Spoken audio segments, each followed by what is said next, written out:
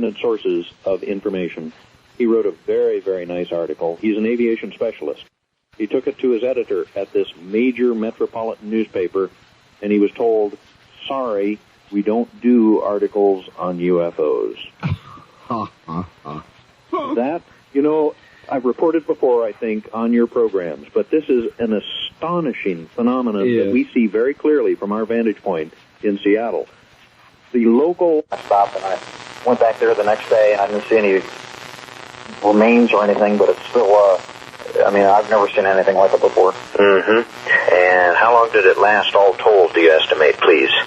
About 15 or 20 seconds, I'd say. Uh-huh. And where were you at the time of the sighting, please? I was on Interstate 95, right around Green Cove Springs, Florida, which is between St. Augustine and Jacksonville, headed southbound, came from the east and went west. So it seemed to spend most of the time above my car. Then when it went west, where I could actually see it, it was about maybe 75 or 100 feet in the air above the tree line there, and that's the last time I saw it. It was over like a part forest, part field kind of thing. No houses or any other things around. It was pretty much the middle of nowhere. Okay. Another thing I want to say, when the light was surrounding my car, it was so bright that I think it may have been like directly at the top of my car because I could see it in all directions at the same intensity, and also I could barely see my dashboard. It was that bright, huh? Yeah, and I almost crashed the car because I couldn't see the road at all. So by the time it had gone west, I almost ran off the road, I was off the road, and I almost ran into the guardrail. Wow. That was within the last 10 days. And the one thing not illustrated in this cut, I talked with this gentleman for about 15 or 20 minutes, and he described in fine detail some of his impressions of what was going on. There was a tractor-trailer behind his car on Interstate 95, probably, he estimates, about 10 car lengths behind him, and his impression was that tractor-trailer locked up his brakes. There must be some truck driver out there somewhere in the United States who probably was witness to this incident.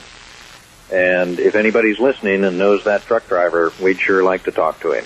We sure would. By the way, I should point out, for those who are used to listening to Linda Moulton Howe in this segment, Linda Moulton Howe is down with a serious case of the flu and has been since last Monday with a temperature of about 102, the same thing I went through. And so that accounts for Linda's absence this evening, and as a matter of fact, your presence, Peter. Sure happy to have you here. It's delightful to be here, and I'm missing Linda's report. I look forward to it every week. Well, we'll be back next week. Super Larry. That is in itself, by the way, a story. I've never seen a flu year like the one we're having this year. Hospitals are packed, emergency rooms are overloaded. It's really strange. Yep. Anyway, you have a number of audio clips for us. We do indeed, and I think we'll be playing them throughout the program. And one thing I'd like to preface with, too, Art, is that I would like to release some information about those sightings over Arizona on the 13th of March that I have revealed in only very limited circles in the past. But it will be the first time that we will share some interesting information, or more accurately, certain observations as to what was going on across the United States that night. We're talking about the Phoenix sightings of March. The Phoenix sightings of the 13th of March, 1997, that so many people are trying to call military flares and lasers and other such, I feel, nonsense. And we've been working on this for now about 9 months, and we've come up with certain observations that I think our listeners tonight will find intriguing. We're sure that we don't have all the answers as to what went on there, but it was a genuinely bizarre incident that occurred over Phoenix about 9 months ago. Well, we'll be talking about that later on. All right.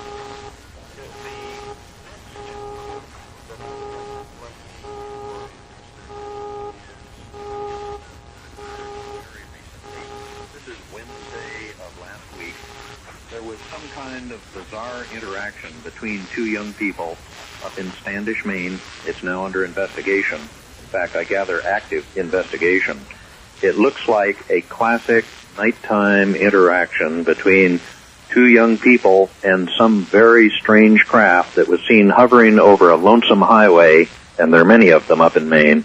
A lonesome highway in Maine just about 6:30 last Wednesday night, East Coast time, and I think in about a minute or a minute and a half, our listeners will get the impression of what appears to us serious-minded ufologists to be taking place almost constantly in this country. Let me play this cut, about, I think, a minute and 20 seconds. All right, I'll tell you what, Peter, I'm not sure we're going to have time for that. We're going to go to a bottom-of-the-hour break here very, very shortly, and I don't want to have to interrupt it. Yeah. So we can do that after we come back. That'll be fine. Listen, give me a little clue about what you were talking about with respect to Phoenix. Yeah. It's very important when analyzing anything to have sort of a broad scope of what's going on elsewhere that possibly may be related to the primary incident. There were certain things that it took us months to discover that perhaps were taking place across the United States in the reconnaissance forces, also with regard to Cheyenne Mountain. And the security level or the level of military preparedness that may have been declared that night. One of the things I'm going to do is request of our listeners... Are you talking about the DEFCON level? The DEFCON level, the defense condition. It is our belief... And all right, that's where I'm going to stop you. Okay. We're going to hang up the audience here. Stay right where you are. Peter Davenport.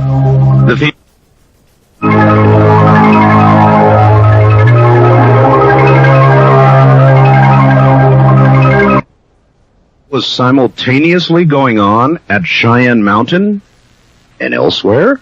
We'll ask in a moment. And how to see them. Is stuck with a rider truck in the state of Virginia with a bad tire in the middle of a snowstorm. And he called us on a cellular phone. So there you have it. Mark Smith will not be with us this evening. He will be tending to his bad back, trying to get his vehicle out of the snow in Virginia, and we will schedule him for a future Dreamland. Just thought you'd want to know. In the meantime, go to my website and take a look at the link I've got up there. If you jump over to that, you'll see what human auras really look like, courtesy of whoever put that website up. It is a superb example of human auras. That's at www.artbell.com, and it's there right now. Go take a look. In the meantime, Peter Davenport is here, and I guess to keep the train of continuity on track, we will pick up with the whole Phoenix business. Now, March 13th, something gigantic was over the city of Phoenix. 2 million people below. Something really, really big. It wasn't flares. And apparently there was more than just that going on at that moment. What else was happening, Peter? Cheyenne Mountain? What's going on? Yeah. Well, I should get my disclaimers in first, Art. All of what I'm about to say may be the product of pure coincidence. We don't know. It's an angle that we have been working on quietly for the last 6 or 8 months, ever since that massive sighting over Phoenix on the 13th of March. But there are 4 things that happened that night. Whether they're related or not, we're still trying to put the pieces together, but this is how we look at the situation. Of course, the major sighting over Phoenix, in my opinion, it was the most massive, most dramatic sighting in the history of modern ufology. Sure. That makes it the last 50 years. Roughly 8:30, I think, Pacific or Arizona time to 10 o'clock or 10 something. That's right. The first sighting was over Henderson, Nevada at 6:55 Nevada time, actually 7:55 Arizona time. The next report was from Paulden, Arizona at 8:16, and it took it about 15 minutes to get down over downtown Phoenix. But that was a major sighting. There's no question about it.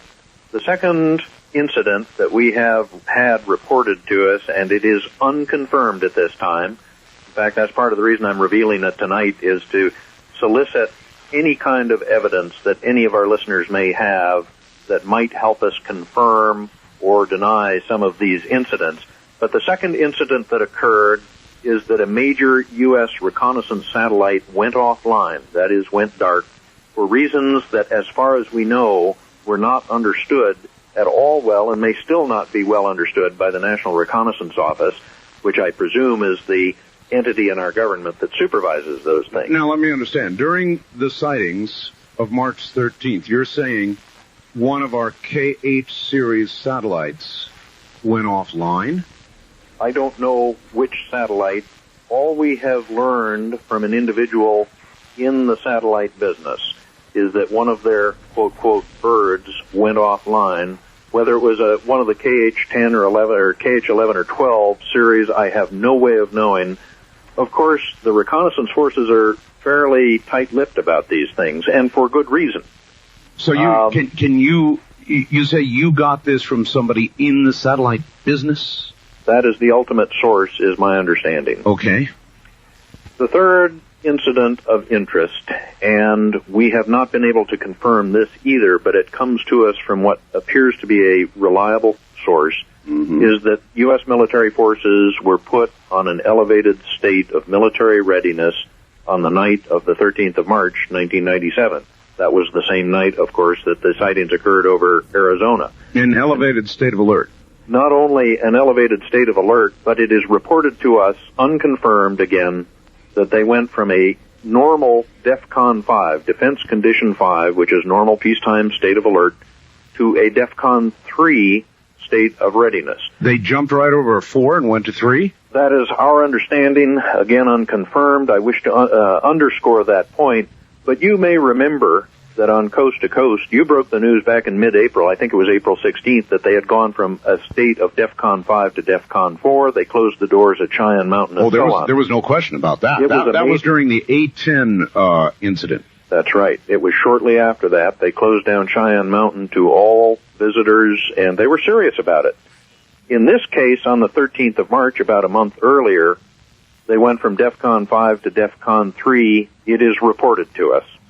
Now, that is interesting. The fourth... now, wait a minute now.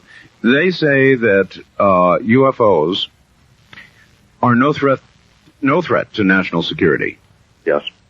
That's what they say. That's the official line, isn't it? It has been for 50 years from the U.S. government, and I think it's time that we get some answers from those people. I would presume there'd be no way to get an answer on this. In other words, you could file Freedom of Information Acts until the cows come home, and they wouldn't tell you when they increased a DEFCON status by 2 numbers. There's no way. I've actually approached some senior people in the Air Force to ask whether, in fact, defense condition statuses are published publicly, and they guffawed. They said, we can sometimes release that information if we wish to do so, but we are by no means required to do it. They can go all over the map with those defense conditions, and the American public would never know the truth of the matter. So again, while the incident was going on in Phoenix, the DEFCON level was rising at Cheyenne Mountain. That is a possibility. Good heavens. That is what we think may have happened. And if there's anybody out there listening to us who could either confirm that fact or prove to us that it was not the case, we would welcome the information in either case. And I encourage people, please do not break the law to get that information to us. In other words, if there are people out there who have made secrecy pledges, we do not ask them to come forward. No, don't break them. We have no way to protect you. That's right. But if they can direct us to publicly available information that would give us evidence or hopefully proof that would help us confirm some of these things, we would be more than grateful. And one thing I feel compelled to add to that, Art, is that please, if you call the UFO hotline in Seattle, and I'll give that number out before the program's over, please recognize that this number may be monitored. We have no way of knowing whether that's the case or not, but do not risk your own reputation or job or safety or any of that to get that information to us. Oh, I'd lay money on it. That's my feeling, too, but we try to avoid those paranoid thoughts up here. After all, we make it very clear that any of the data we have is available to anybody. It doesn't matter whether we're monitored or not from our standpoint, really. There is another Cheyenne Mountain story that broke, I don't know, a month or 2 ago. And I have no confirmation of this as well. I don't know if you've heard about it, but I was told that there were quite a number of employees or people who worked at Cheyenne Mountain, apparently civilian employees who worked at Cheyenne Mountain, who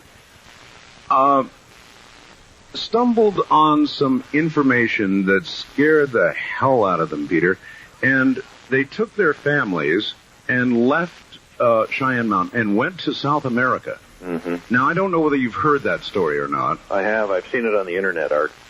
There you are. Reports. There you are. So that would be another one that I would like to have confirmed. If anybody has any information about that at all, I would have them contact you, and we will give that number out here shortly. So the Cheyenne Mountain went to a higher DEFCON status, is the story.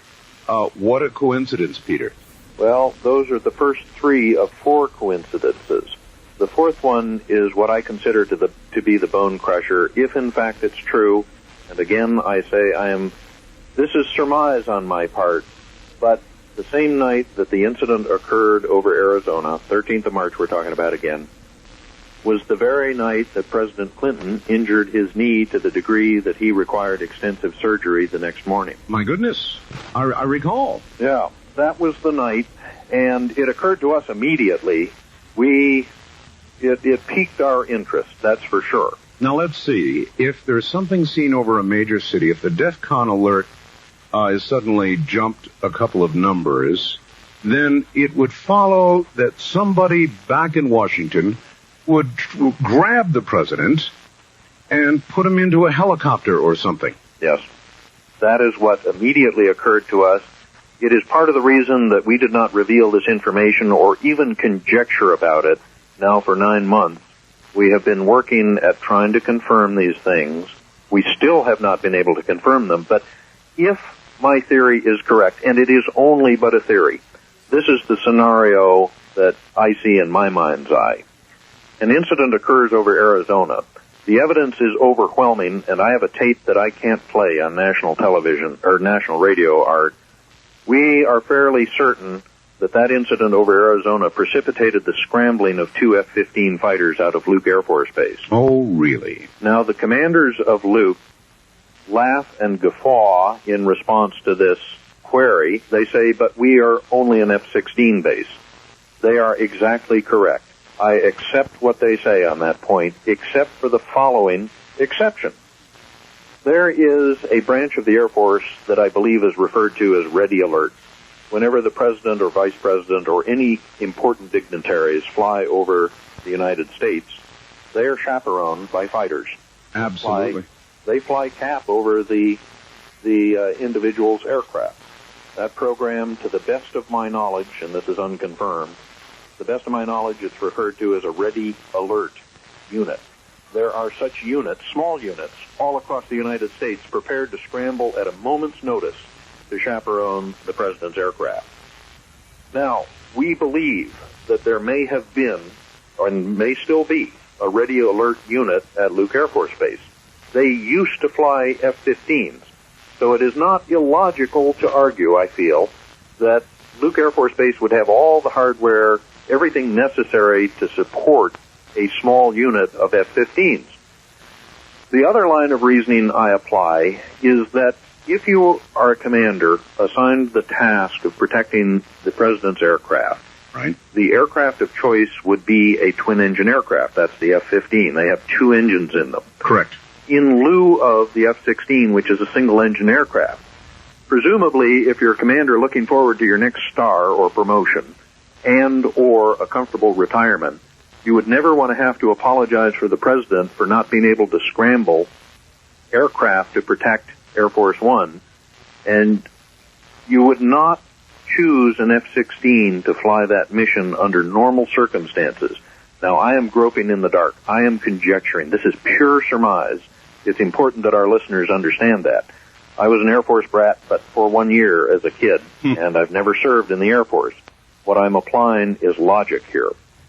Now, the scenario I see in my mind's eye is if that object that was over downtown Phoenix and its wingspan was measured in miles, Art, whether 1, 2, or 3 miles wide, we don't know.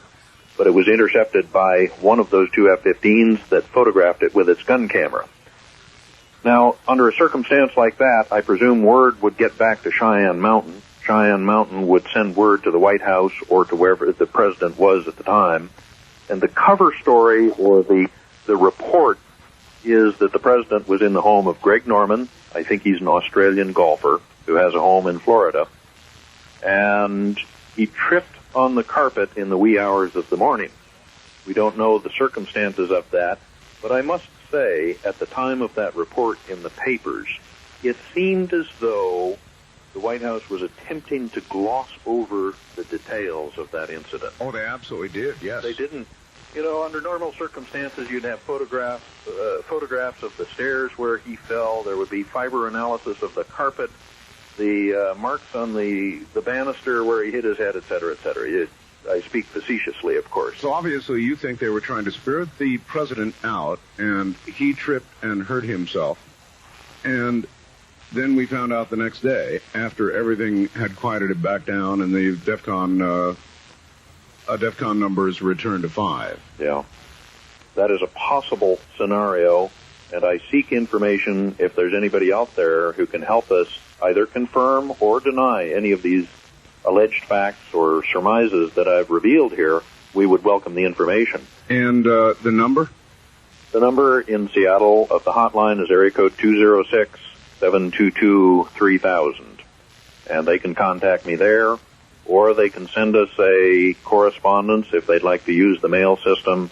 Our address here in Seattle is the National UFO Reporting Center, of course, and our P.O. Box is 45623, University Station, Seattle, Washington, and the zip code is 98145. All right, and we'll get that on again later if everybody will get a pencil and a paper ready. Peter, in the meantime, something occurred in Maine just a few days ago, and we have just enough time to get that on. Yeah. This was an interaction between a young gal and with her brother with something up over Standish, Maine. Let me just play the tape, and then if we have time left over, we can talk about it. Sure, Here go we ahead. go. We break in. And my brother saw something that he thought was an airplane, and he said he thinks that's an airplane, and I said, I don't know, I can't see it. And then we got there, like, it wasn't too high up in there. It looked like maybe 3 telephone poles up in there, and it wasn't moving. So I pulled over, put my hazards on, and looked up above me, and it looked like it was almost shaped like a square, like a diamond, but with a very vague, like maybe octagon thing around it. And then there was 4 bright white, yellowish, really bright lights on each corner. And then in the middle of it, there was a blinking red light. And then my lights shut off, and I didn't shut them off on my own. And then I got a really weird feeling, and I couldn't move. I was just staring at it, and then all of a sudden, all the lights went off, and then I blinked and looked over, and it had moved across the street over some trees because we had gotten out of the car to look at it, and the lights went out. So when I looked up again, it had moved because we thought it had gone away, and it was across the street, like way over, with its lights on, but this time it was moving. When you said the lights went out, does that mean the lights on your car went out? Yeah, the lights on my car went out. And I was feeling like really tingly and stuff. My insides were feeling like really tingly, and I couldn't move. And then, so we waited, watched it, and it was just like hovering like over us, just like not moving, just like swaying like side to side. And then the lights went off, so we thought it was gone. And then when we looked back up, it had gone across the street diagonally, but there was like no noise or nothing. And it was just like going. It was just very odd. Okay. And that was 4 nights ago. How old was that young lady? That young lady is 17 years of age. She reports to us. She was with her, I believe, younger brother on Route 114 near Standish, Maine. Boy. That is out west of Portland, Maine, 20 miles from the New Hampshire border, straight north of Kennebunkport. And that was 4 nights ago. 4 nights. We have had about 4 or 5 reports similar to this since mid-December last month. From the same area or different areas? From all across the United States. All across the U.S.? Yep. This one, we had one from Ada, Oklahoma. I may play that tape later in the program. It's a pretty dramatic interaction between 2 young teenagers out near Ada, Oklahoma, and something that was directly above their tent. We're getting reports like this fairly frequently, Art. Formerly, in past years, they've been very rare, but they're coming in with a greater frequency, I will say, than has been the case in the past. Well, that's one of the questions I always ask, the frequency of these reports, and now you're saying they appear to be increasing. We've had a pulse of them in the recent past, that's for sure. Well, listen, what you've told me about the March 13th Phoenix business is big news, Peter. It's really big news. I feel that too, Art. So we'll see if we get some feedback. In the meantime, I'm going to play this incredible Michigan tape after the top of the hour, and we'll get back in touch with you into the next hour and take calls and play more recordings, all right? Very good. All right, take care. That's Peter Davenport, and he will be back with us after we play one of the most incredible recordings you will have ever heard. It's raw audio. Prepare your recorders, get ready, because I've never heard anything like this in my life. You're going to have to listen carefully because it is raw. This is Dreamland. Essentially speaks for itself. It is raw audio of an encounter over Michigan that, as Peter said, thousands, tens of thousands of people saw and was seen on radar as well.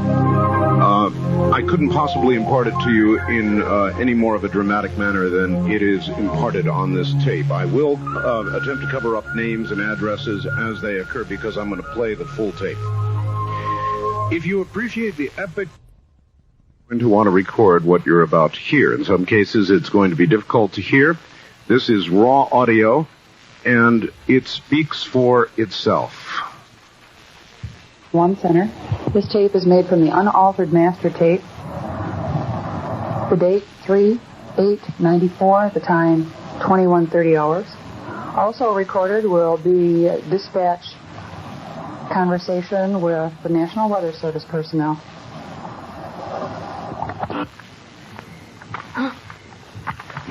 Have you heard anything about these lights that are flickering up here in the, what is it, the east-southeast area? It's like a group. It looks like a string of Christmas lights that's way up in the sky.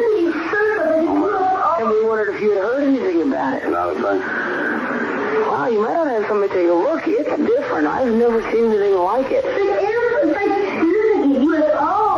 I don't know. It's strange. But it's right out east-southeast. It's way up. And it's just like a circle of a lot of different lights flickering. And it's different than any airplane. Okay, your address, please. All right, we're not going to allow the address to be given out over the air. We're going to cover that up. Looking out the front of our house, it's, Dale, what direction did you say that was? East-southeast. And that's when you're coming down 16th Street, right to Country Club Road. If you look to your immediate, just to your lower right, they're right there in the sky. It's just something we've never seen before. Okay, we'll have somebody check it out. All right. Thanks. Mm-hmm. Bye. You're going to hear a lot of this in between calls. Just random tape noise. You're hearing a 911 dispatcher. 911? Yeah, is this the police? We do the dispatching form, so this is something. Okay, I don't know if you guys do anything on UFOs at all. I got real... Okay, again, a cut and a wait.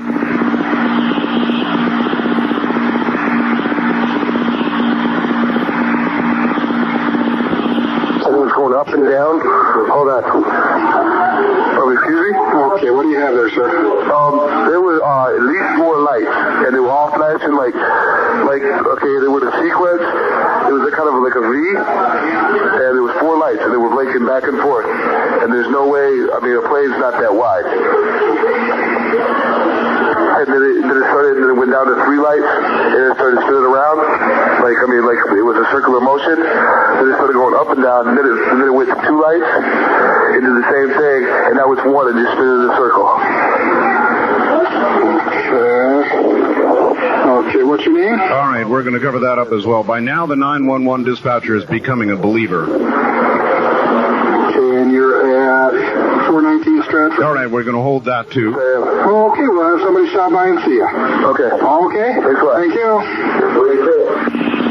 By now, he's wondering what's going on. Central Charlie 2-1, sending one down.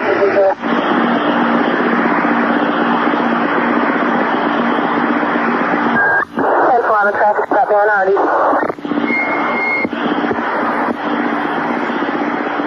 Now listen very carefully. 911. You guys busy?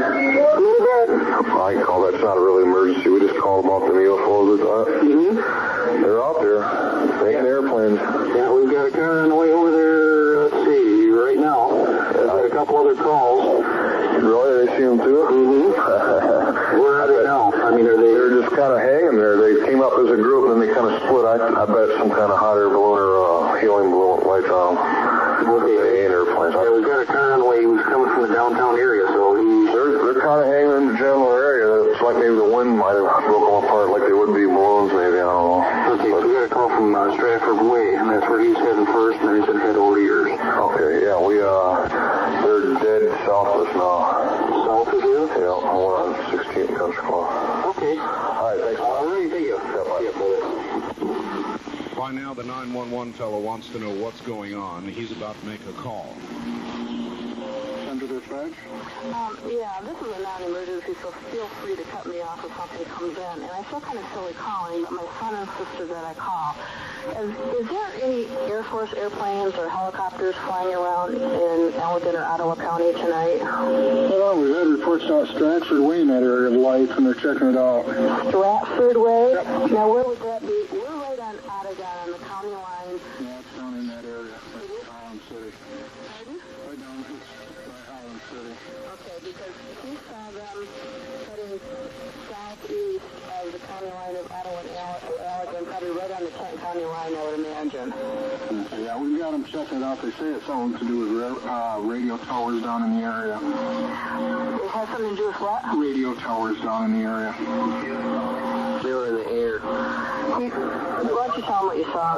Okay, I was at a real high hill, right on the county line there. And it was like at a 45-degree angle to the ground. There was like probably 4 or 5 lights, and they were all flashing right in a row from the top all the way down to the bottom. And it was sitting there for a while, and then it leveled off, and then it moved southeast. It was up in the air quite a bit. Okay, yeah, we got an officer down the area checking on it right now. Okay. Okay. It took off real fast. Okay, yeah, we'll let them know. All right. Okay, thank you. Bye. Bye.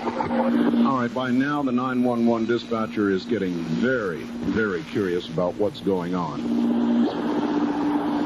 And again, he's about to start to try to make calls to figure out what is going on. And now, that's what you're going to hear. He's now dialing up what he thinks is the weather service.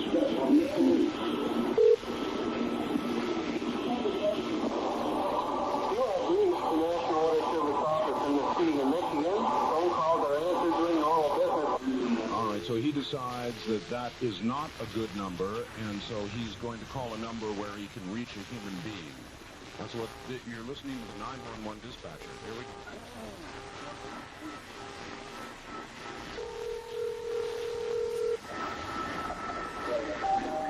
Well, the service is Keegan. Hi, Mr. Keegan. This is Ottawa County 911 calling. Yeah, how you doing? Good. You guys have access to a radar there, don't you? Yes, we do. You do. You get anything weird down in the southern Ottawa County area? Anything weird? Hold on for a second. Okay.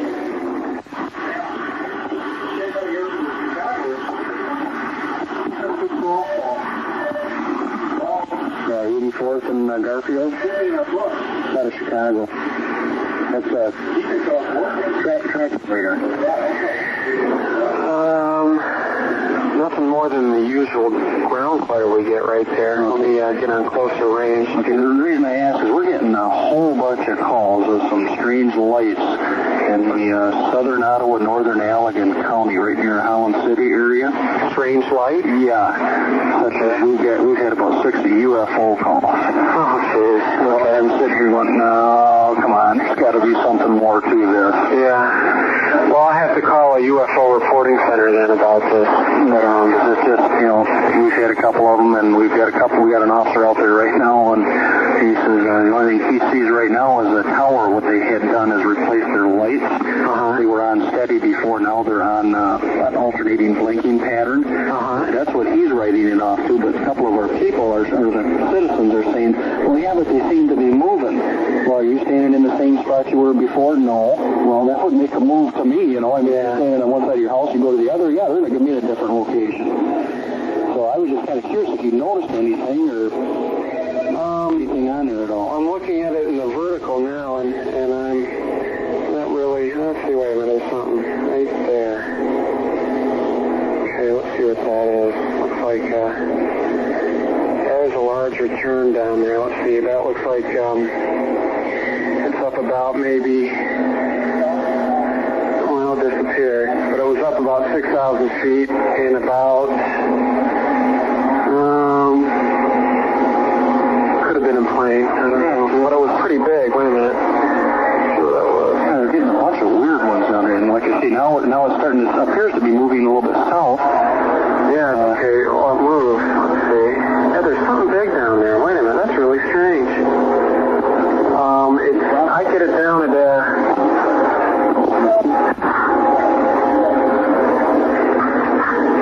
I'm getting it down around South Bend. No, wait a minute, I'm sorry. I looked at the wrong graph. Let's see.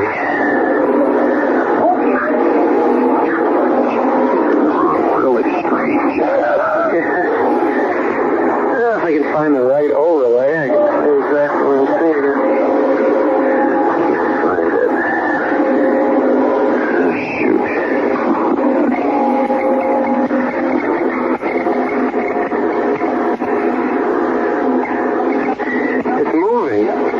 I can see it moving, and it's just moved about,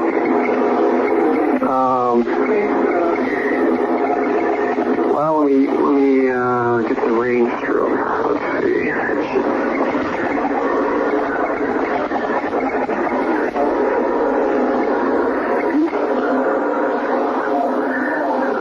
It looks like it's around 82 kilometers from me. It puts it down about, right down at the, right down near South Haven. Okay, this would be north, yes. And, right at the Allegan-Ottawa County line. Okay, now I lost it. Yeah, oh, there it goes. Okay, it's moving. It's moving towards the, west-southwest. And it looks like a big blob. Yeah, that's the way it was explained to us. And it's not, I think it's almost off the scope. Let me go to another. This is weird. Let me go to another, let's see.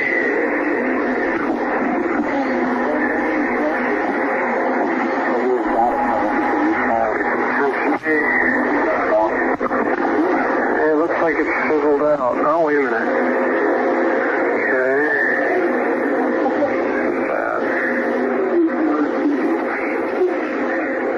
Yeah, it was up about 6,000 feet or so. And unless that was a, really seeing it, okay. And I can't, it disappears. It's moving because, one pass is here, the next pass is gone? Yeah. Well, I got it on manual now. I'm just kind of, I'm continuously, radiating on it. And, looks like it's steady right now.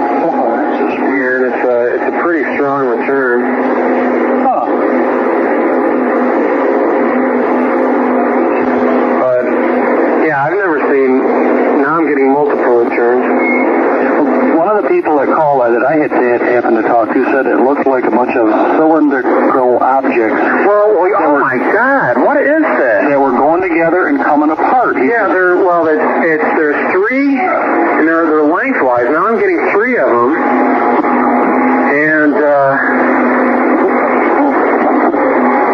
I'm getting a third one now, and they're separated by about, looks like about 5,000 feet in height, and about maybe,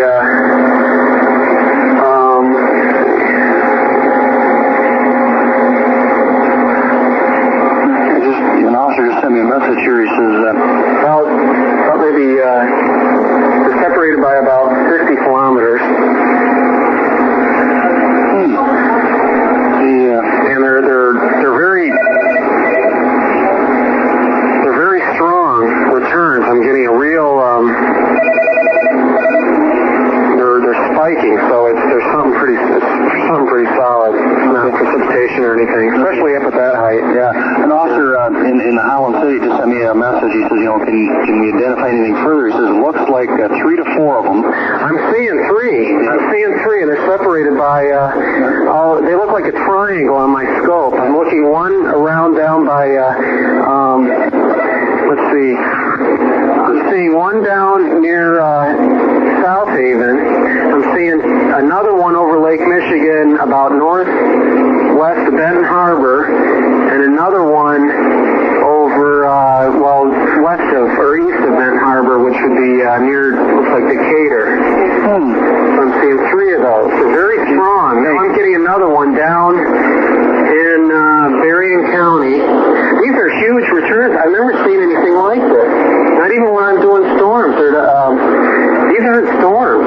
They're just popping up all over the place. This is strange, yeah, because the officer says it's green and red lights. It does not look like an airplane. Okay. They come together and then they separate, and they just keep doing this all the time. And you're seeing that? Yeah, I'm seeing three returns. They've moved positions now. South Haven, looks like, shed more light.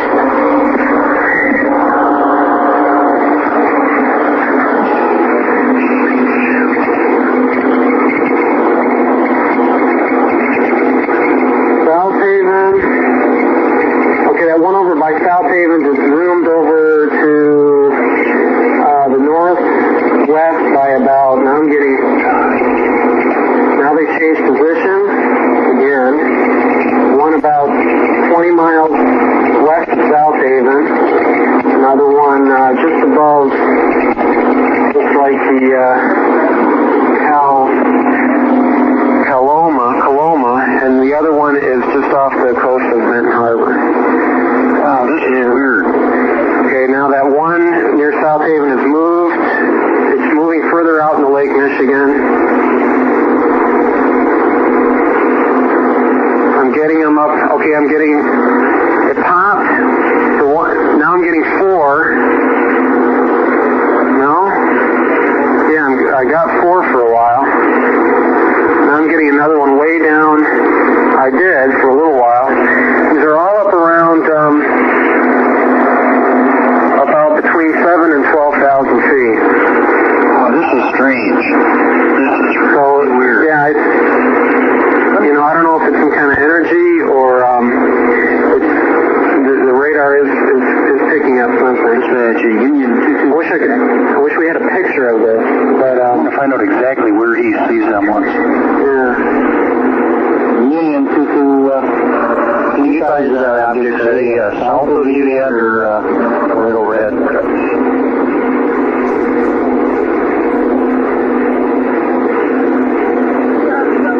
It gets a little difficult to hear here. We are going to pause, and I will give you the remainder of this raw audio tape. Have we got you interested? You're listening to a National Weather Service radar operator who, incidentally, after doing all of this, according to Peter Davenport, was arbitrarily transferred out of his job. We will have the remainder of this when we come back in a moment. From the high desert, the area that will answer...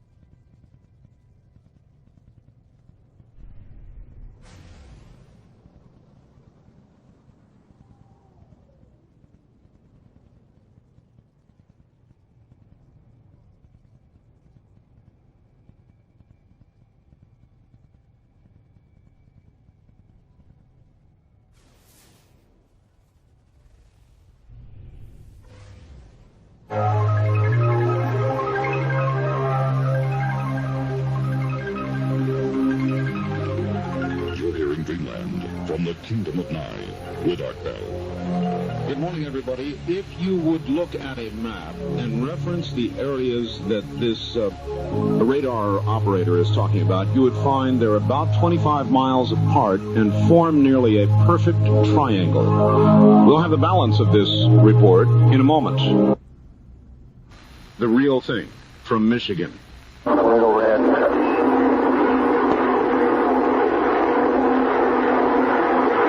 Listen carefully. Southwest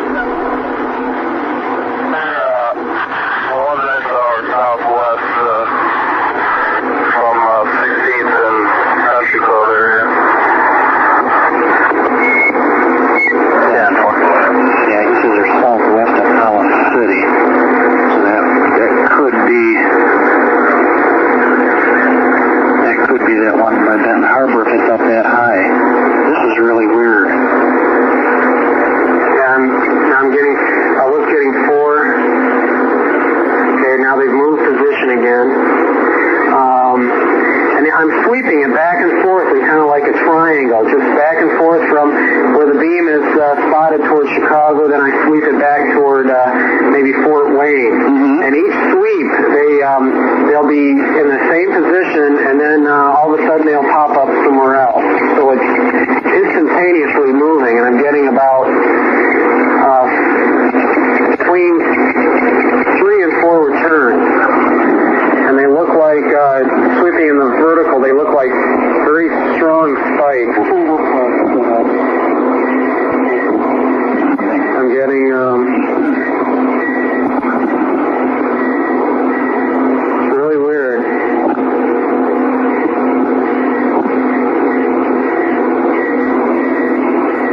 So I don't know if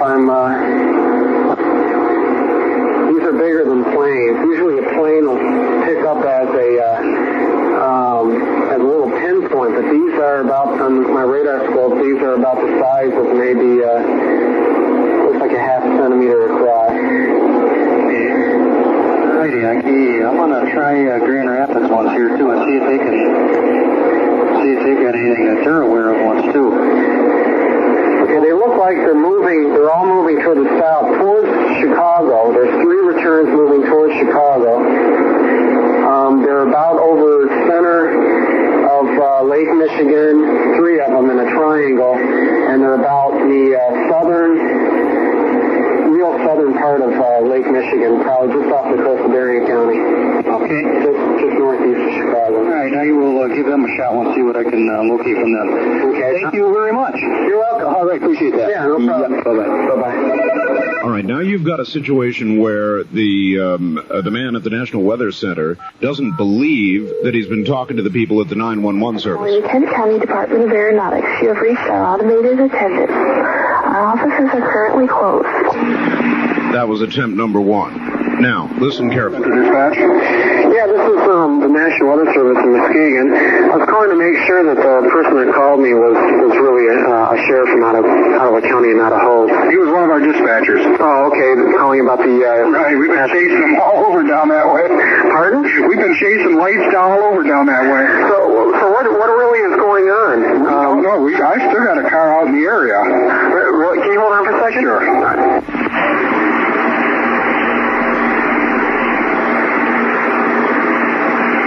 All of this has never been played on the air before.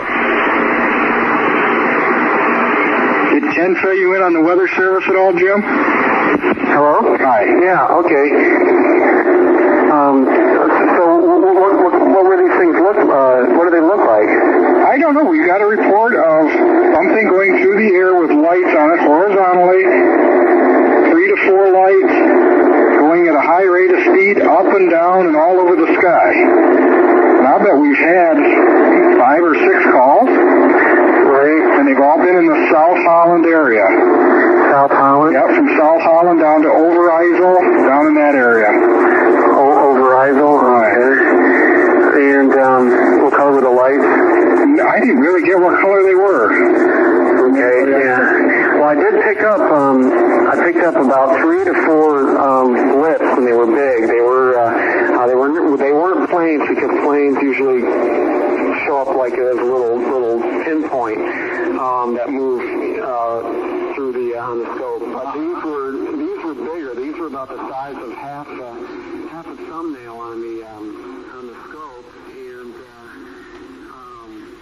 they were up about between 5,000 and 12,000 feet, and they had real strong returns with them. And there were three of them. They bounced all over the place, but the general movement about three of them were towards Chicago. I pretty much gave up looking at them when it reached just southern Lake Michigan. So I did see something, and I've never seen anything like that before. I don't know, what kind, if it's some kind of an atmospheric phenomenon. I hear they have, I hear the Northern Lights is going on. I got a call from Manson saying that the Northern Lights are really dancing around, really bright. Oh, really? Yeah, so. Okay. Well, they're stating, I think it seems to me like the last one said it was moving like to the southeast from Holland towards Allegan County. To the southeast? Okay. Up to the left, I'm sorry. That's what I was seeing actually move towards Chicago. Great. I wish we had a recording of what I could see. Yeah. Well, actually, there's some blips showing up on the computer part, and this is being recorded, so good. There is going to be a recording of this, so if they can, you might be able to see a movement on this if we can play this back. Okay. All right, well, if we get any more, we'll let you know also. Okay, let me, yeah, please do. Okay. Thanks a lot. Thank you. Bye-bye. All right, there you go, ladies and gentlemen. That has never been heard in totality before. And as I said at the beginning, I think that it pretty well speaks for itself. So I will have no further comment, and you can absorb it. Hopefully you got to record it. There is one other little item that I would like to play for you.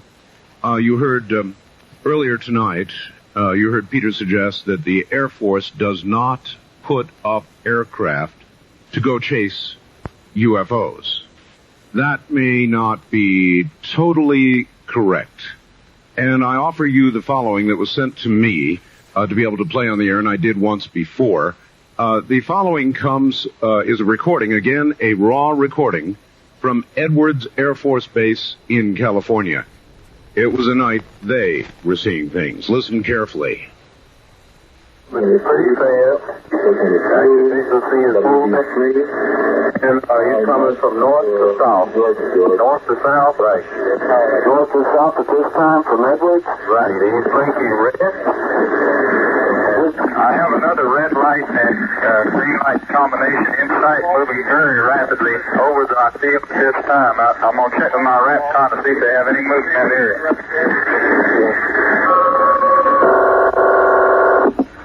Phoenix is, ASO Labs here. Say, have you all had any reports of unknown flying objects over there? No, we haven't. Oh, okay, we're wondering. We supposedly are having quite an invasion over here. What area? In our area? No, it's over around Victorville and Edwards there. And I was wondering if any of your sites or any of your bunches over there have called anything in. No. Okay, fine. Thank you much. Right. Four of them in that eight. Yes, sir. Three on the bottom side. Two up. Yes, sir. Count that. Well, there's four altogether. Right. There's two in a line, and then there's three in a line.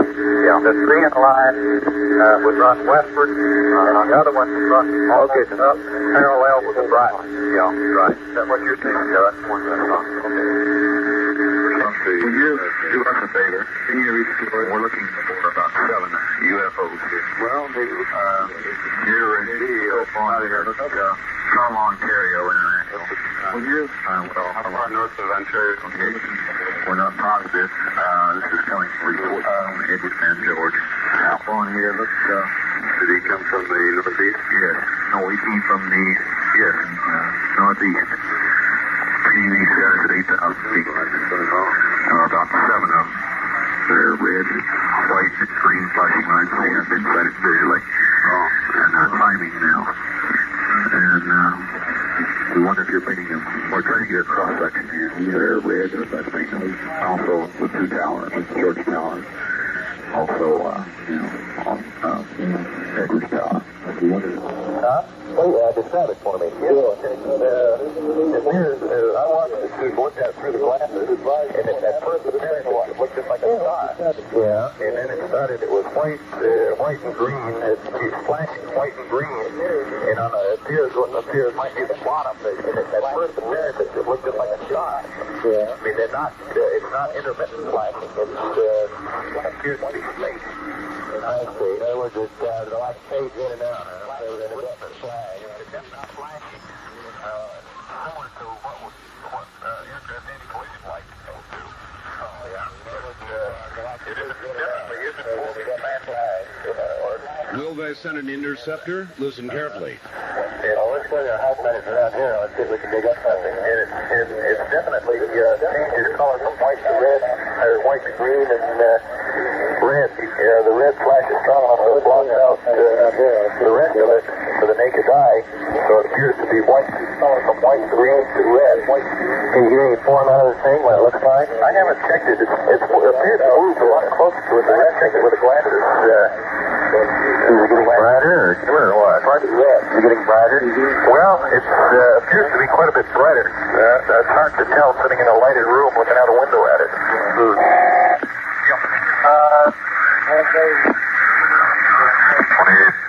Yeah, Eli, is this the chief controller? Right, Major Struble here. I've got some objects painting over Edwards at 11:05. Edwards is observing them from the ground. Two towers observing them, and we're carrying height and radar. They're flashing white, green, and red. Edwards is observing, and we have a track on them, Kilo 157. They're heading west. They're at this time approximately 20 miles west of Edwards. At 11:05, there was we talked to Center. They didn't have anything on it, but heading west through the area at 14 grand. And he had no joy on them. Center queried the bird. Let's see, I'm holding them now with the bird that flew through the area, 50 miles west of Edwards. 50 west. Yeah. Now, talk to the sergeant, the UFO people at Edwards. In the first place, I should tell you that Norton UFO referred this back to Edwards as being in their area.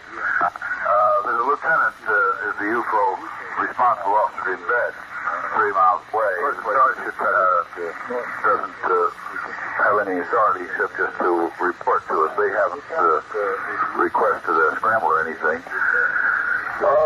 My question would be then, do you want us to shake this lieutenant out of the pad and see if he wants to request?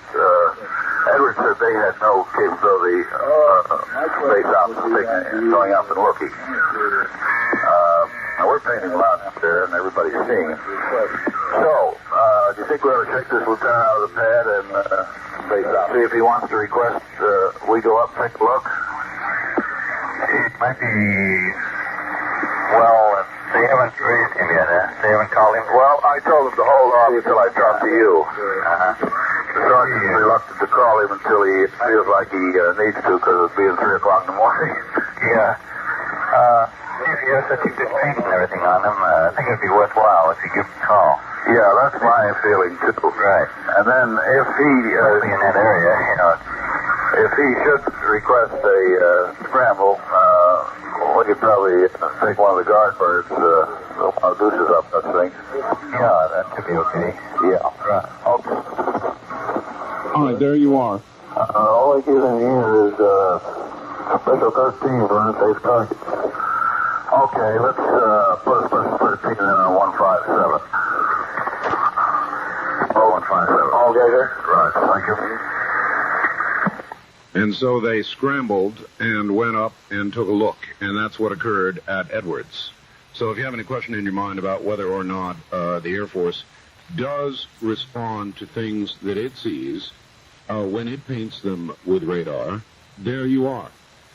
All right, well, that has been quite an hour, and I hope many of you out there who are skeptical are sitting there at the moment sort of shaking your head side to side in a bit of wonderment. Once again, from Seattle, Washington, here is Peter Davenport. Peter?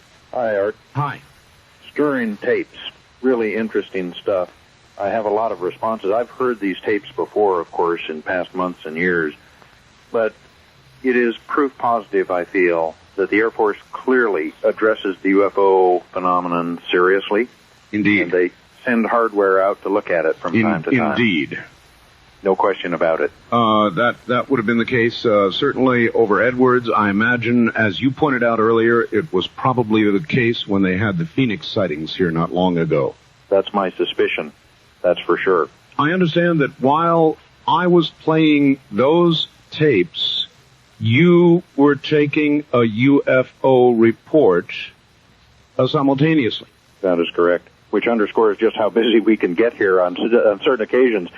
But a person who's listening to us in the Sacramento area just called in to report what he and I believe his wife saw while they drove north on I-5 near Walnut Grove or near Sacramento, generally in the Sacramento area, yesterday morning, Saturday morning, the 31st of January, 1998. Right. They saw an object. As they were driving north on I-5, they saw an object approaching from their right, from the eastern sky at 5:45 in the morning, and they report that they saw the object, which looked like one of these orange street lamps that you see from time to time, descend into a community near Walnut Grove, California. Really? We are now, or Elk Grove, California, Elk Grove, California. The object, I'm not going to share with our listeners quite yet what the reported shape of the object was, because if there are any other reports out there, we'd like to get them from those people, from the observers, witnesses. Without tainting what they might report. Yeah, we try not to contaminate incoming data, of course. But it underscores the fact that this is taking place all the time. The Michigan tape, of course, pops one theory, one myth, that these sightings don't occur on radar, one. Number two, they don't occur around populated areas. Many of our listeners may not know where Holland, Michigan is, but it's right, as you pointed out, perhaps right on the eastern shore of Lake Michigan, directly northeast of Chicago, sort of directly east of Milwaukee. And that's right in an area where aircraft coming from the east to land at O'Hare are beginning their descent into the Chicago area. And I think they cited altitudes of between 6,000 and 11,000 feet. That's intermixed with, no doubt, many aircraft, the crews of which may have seen those objects 4 years ago. It would be interesting to have some of the control tower tapes. Yes. That would run simultaneously with this as well. No question about it. I mean, that man watched these objects, well, for how long? For about 30 or 40 minutes we sat here and we listened to the fellow say, look, there they are. Yeah. Oh my God, look at them. Now there's four of them, and they would go, and then they would suddenly reappear miles and miles and miles farther on. They could cover tens of miles, apparently, in a very, very short period of time.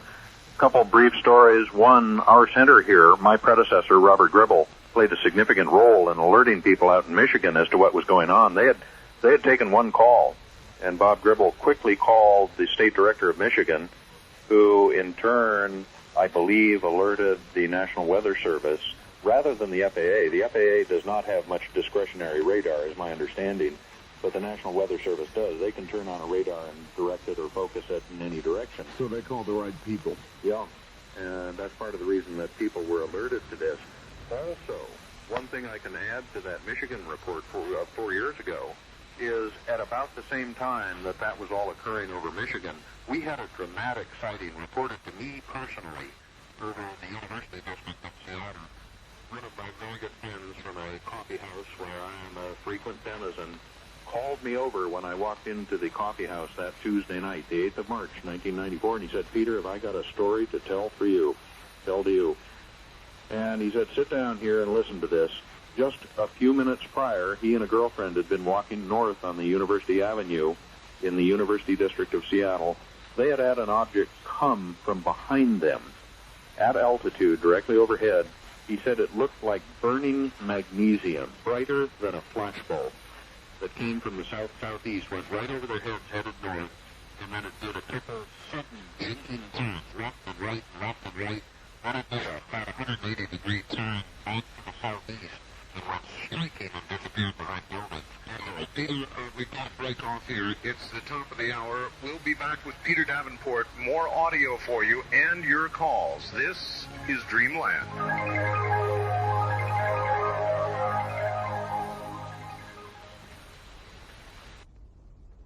On Friday morning, my wife and I were on our way home to Bakersfield from Las Vegas. We went through your town of Pahrump, a lot bigger than I thought it would be.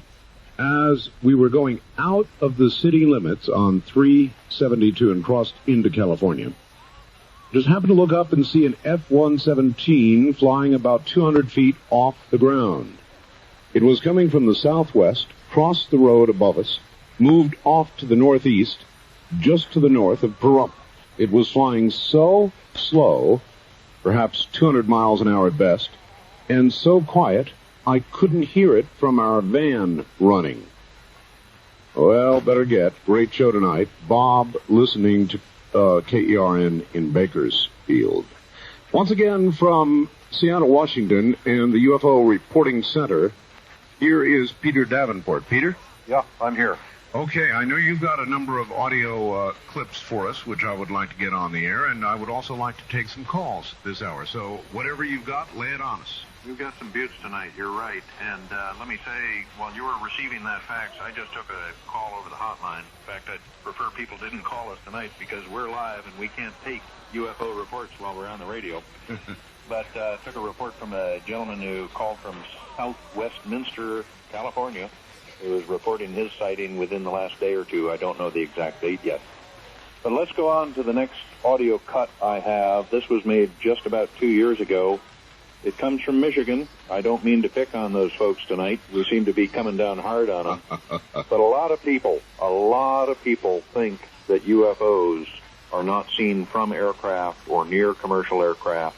I would like to play for our listeners tonight about a 2-minute and 15-second audio cut of a conversation I had with a commuter pilot from the state of Michigan, from Saginaw, I believe. And we'll leave to our listeners' discretion what this man may have bumped into over Saginaw, Michigan. This was on the 27th of February, 1996, just about 2 years ago. Let me play what he had to report. He and his co-pilot and a plane load of passengers saw about 16,000 feet above Michigan 2 years ago. Here we go. Okay. What'd you see? We were between layers of clouds. There was a layer at about 3,500 feet, which was tops. You couldn't see any lights from any city. We went through Cleveland and Detroit. You couldn't see anything. We were in the clear at 16,000 feet. There was another layer, I'd say about 20,000 feet above us. You couldn't see the moon. Mm-hmm.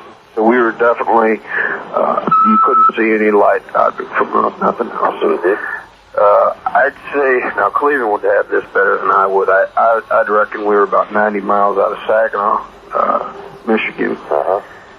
And out of nowhere, it just appeared this big, bright, white light right in front of us. And,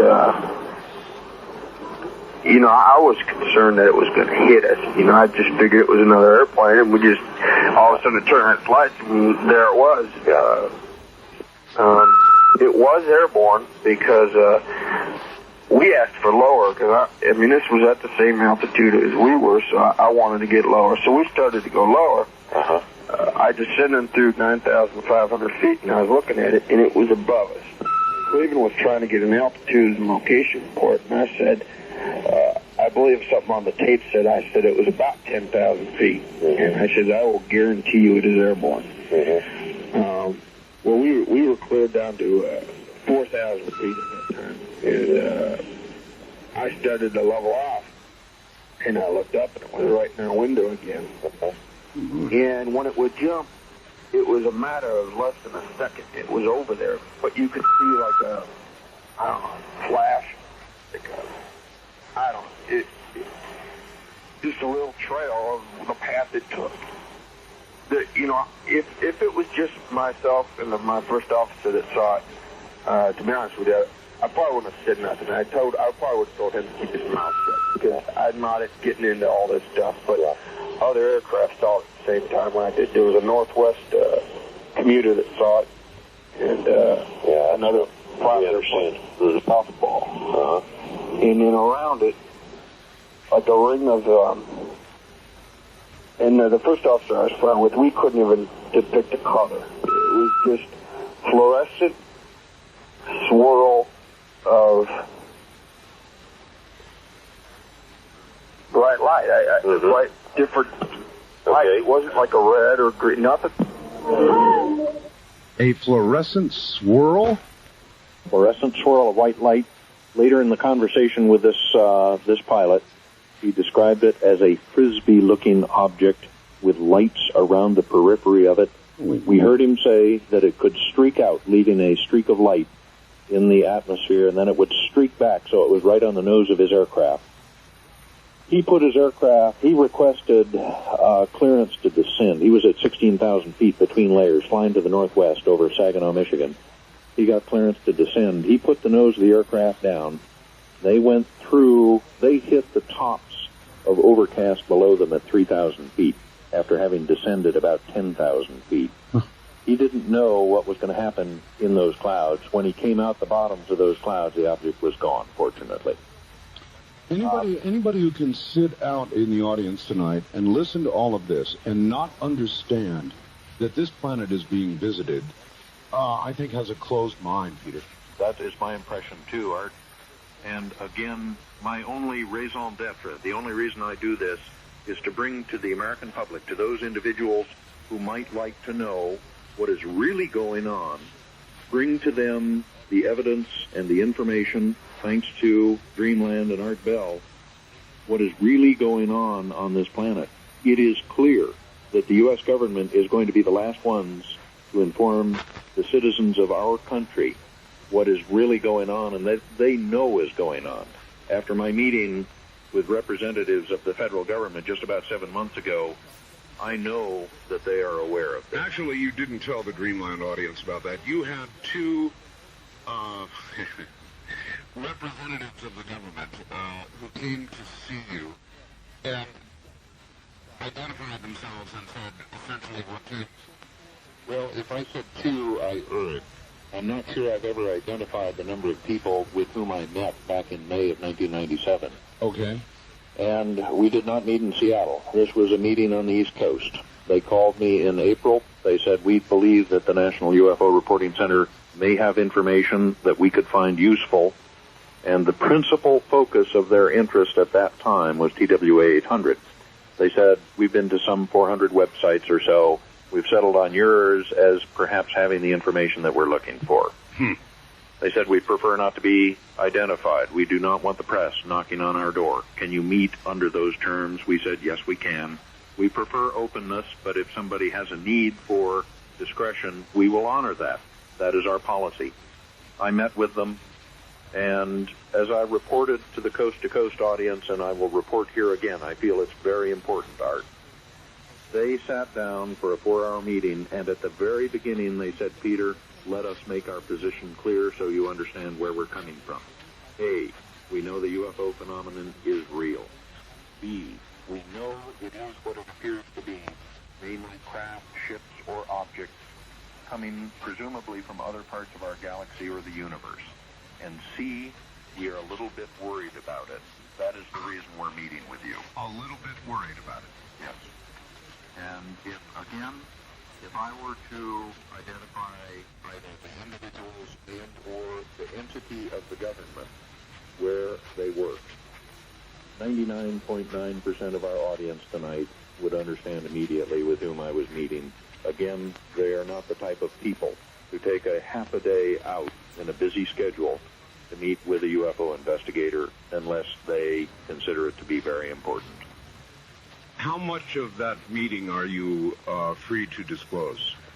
I will talk about what we discussed openly in a general sense.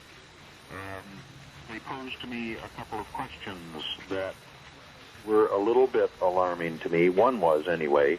One question they posed to me was TWA 800. Again, that was the focus of the meeting, the reason for the meeting.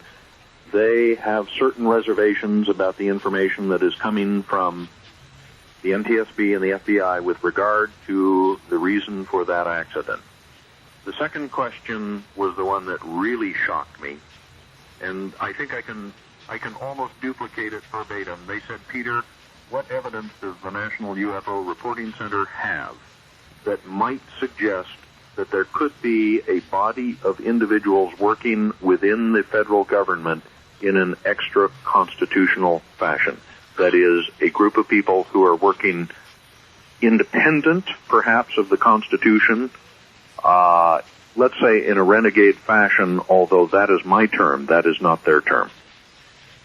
Those are questions put to me by very prestigious people in the federal government of the United States. So you gave them essentially all you had that might be relevant? We gave them everything I could provide them in that venue, as we will for anybody.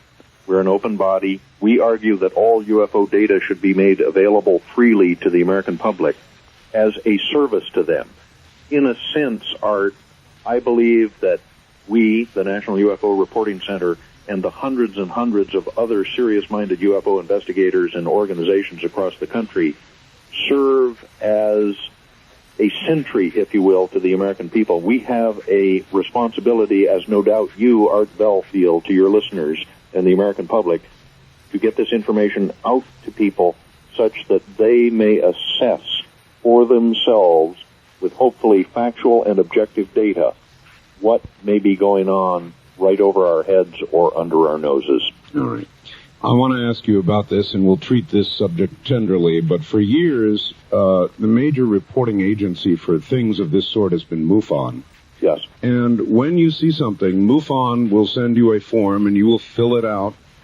I've done it. I had one tremendous sighting of my own, as you well know. I remember two of them, actually. And that's right. But one really major one with the triangle. Mm-hmm. And I filled out a MUFON report and sent it in, and never heard another word. Now, you're very public. You're on my program. You're on, I presume, other programs from time to time. Mm-hmm. And you willingly tape and put out over the air exactly what you get. Generally, when you file a report with MUFON, it's my experience that it kind of disappears into a black hole, and the public really never hears about it. Mm-hmm. I have heard these comments, but I must say, Art, that I'm really not comfortable in discussing what other people or other organizations do in this field. Only your own. The field is rife with these internecine battles that take place between personalities, and first of all, I choose to avoid it. It drains my energy and wastes my time.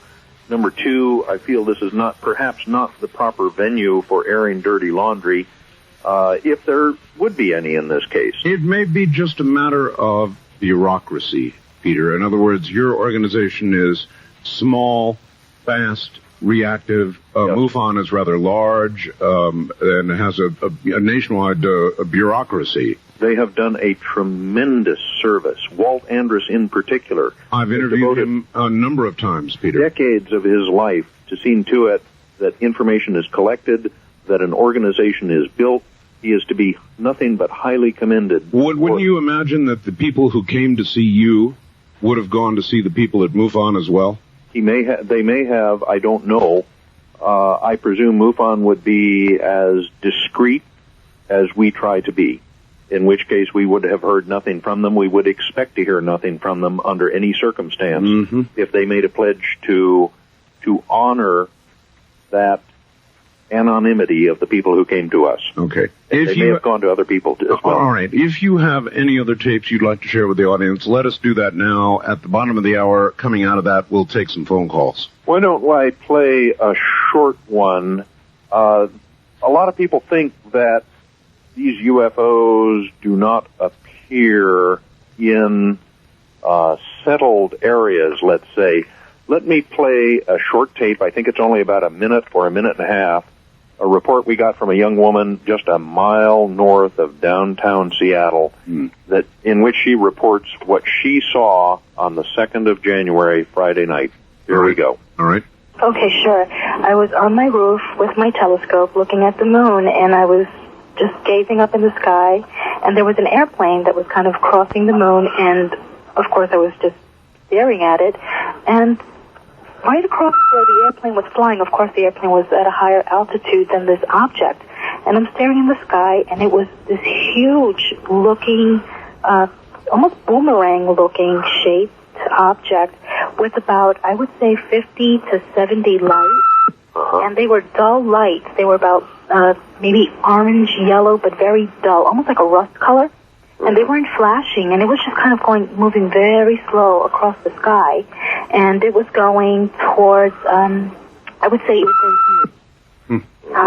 Maybe not east, I would say east. And it was just kind of moving really slow, and then it kind of went over this golf course that was just built around my area, and it's a really very illuminated golf course, and when it got to the lights, it just kind of disappeared. I couldn't see the lights anymore. That was a mile south of downtown Seattle. Boy. I must say that we received but one report on this. This is not confirmation of the event, and this young woman was very sincere, very bright. As you can hear, she's very eloquent. Obviously. And she was out testing a new telescope that her boyfriend had given her for Christmas. And if it were not for hundreds of other reports that the UFO Reporting Center here in Seattle has received, much like this. In fact, we got a doozy of a report from England in response to the Coast to Coast program Wednesday night. Really? Very, very similar in appearance to what this young woman just described in this audio cut. And we are getting reports of those things from all over the country, in fact, from around the world now, thanks to the Internet and thanks to the Art Bell programs. This appears to be happening with, I would say, from my standpoint, an alarming frequency. All right. I want to do as I did the other night, and I want to tell everybody in the audience that your organization is a volunteer organization. It's a non-profit organization. It's an organization that operates on a severe shoestring.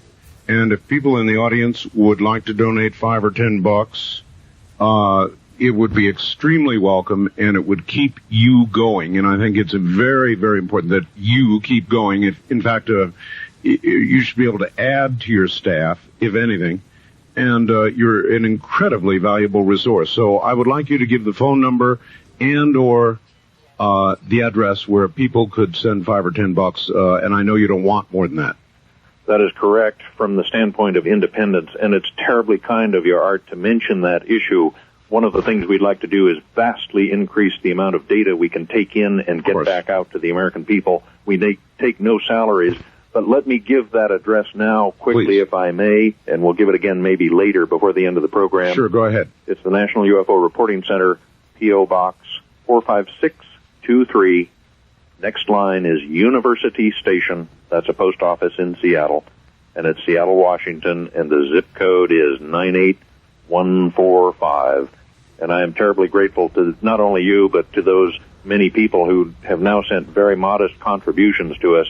That's going to allow us to do a great deal more work. I understand. Once again, the National UFO Reporting Center, P.O. Box 45623, University Station, Seattle, Washington. And what's the zip code, please? The zip code is 98145.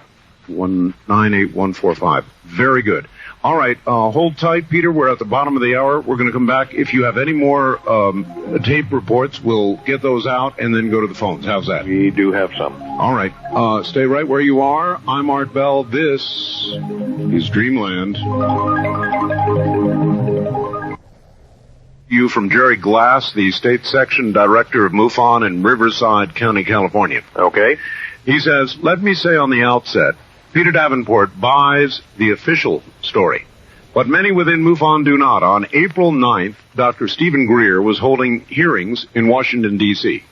An A-10 was missing, Heaven's Gate debacle was taking place, Cheyenne Mountain was closed down. At the same time, an airliner traveling from Alaska to San Francisco spotted a gigantic UFO. It was sighted from the ground. A GOES-9 satellite picked up and photographed a UFO purported to be 25 miles in length. The satellite photo, later said to be a computer glitch. However, it was picked up on the satellite's 5 different sensors, including heat-seeking. Therefore, it could not have been an illusion. Best regards, Jerry Glass, State Section Director, MUFON, Riverside County, California. Yeah. It's an interesting comment, and I would probably agree with a lot of what he says. I believe at this stage, Art, that the news that we broke over your program may have been in error on the GOES-9 satellite. I talked to the very engineer who built the satellite, who was quite familiar with the data telemetry system, and I am satisfied tentatively that that engineer knew exactly what he was talking about, and we stand corrected by what he has shared with us. It looks as though that was a data drop. When the system does not send telemetry accurately because of a check in the system, it just drops that data. And it is my belief at this stage, without proof, that what we reported over the coast to coast that night was probably an error. But it was based on 4 or 5 solid pieces of evidence with regard to sightings off the coast of California, a missing TR-1 or a U-2 reconnaissance aircraft. Whether that's confirmed or not, I don't know, but I don't believe one was lost. I'm not sure. But, yeah, he makes, the writer of that fax makes some very good points. There was a lot going on back in that time. All right, very good. Do you have any further audio clips you want to play for us? I think you do. We do. I have let's go into the issue of close encounters of some variety that may be taking place. I believe they're taking place between human beings on this planet and other creatures, let's call them. What I'm going to play is actually in honor of Linda Howe. She's the one who investigated this. She was the one who broke it on Dreamland one night about 2 years ago. This is a short, I think it's about a 2-minute clip of a very, very strange interaction that took place near Doylestown, Pennsylvania, just north of Philadelphia. A lot of people think still that these sightings are not occurring over major metropolitan areas, and many people still think that those meteors are meteors. Let's play a clip, about 2 minutes, of what happened to a young fellow just north of Doylestown. I think he's on Route 313 out of Doylestown. Here we go. All right. What happened? Well, okay. This is the best I can describe it. I was driving my van east on route. I wrote it all down. I was driving my van east on Route 313 in Bedminster Township, Pennsylvania. Where is that roughly, east or west? It's southeast Pennsylvania. Okay. It's near Doylestown, Pennsylvania. Okay. And it was approximately 2:30 a.m. Yeah. First thing I saw was 3 shooting stars, one right after the other. They were very, very bright.